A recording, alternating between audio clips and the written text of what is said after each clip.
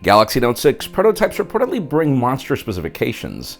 Other reports also claim that Apple is already working on revamping its iPhone naming scheme, and a ton of hot smartphones finally get Marshmallow on a few carriers. I'm Jaime Rivera, and yeah, coffee is how I roll, and I'm sure that's most of your cases too, especially on Friday. This is Pocketnow Daily.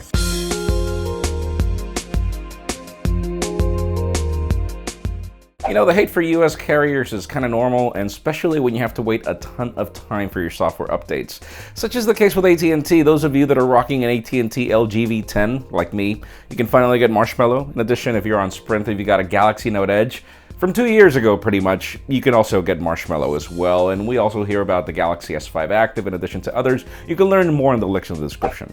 And for those of you that are wondering where market share stands when it comes to smartphones, believe it or not, Apple is currently king of activations, 40% compared to Samsung's 37%. Sure, one company apparently ships more units than the other, but one reports how many they ship to a store, the other actually reports how many they sold. So these numbers are rather hard to come by, but hey, activations do matter, and it seems that iPhones are winning. The rest of the OEMs are just trailing behind. And you know, that market share is even more interesting when it comes to the iPhone SE. We do not have final figures yet, and sadly we'll never get them from Apple, but then when it comes to Asia, analysts are already predicting that the iPhone SE is making a significant dent in both Huawei and Xiaomi's market share. Again, no final numbers. We should learn more over the next few weeks, but believe it or not, that 4-inch iPhone is not really that bad.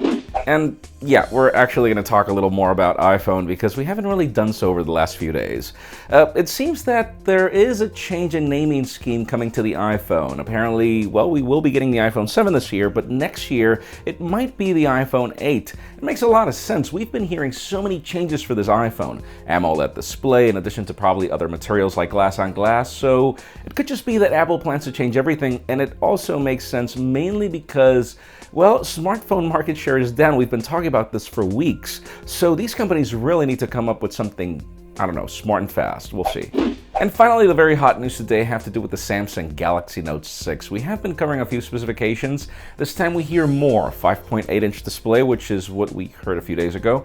But even more interesting is a 4,000 milliamp hour battery. And this makes a lot of sense, mainly because, well, the Galaxy S7 Edge currently has a 3,600 milliamp hour battery. We do need more battery on the Note lineup. It has been famous for that for years, and then the Galaxy Note 5 just did not deliver that. But hey, it leads me to the question of today.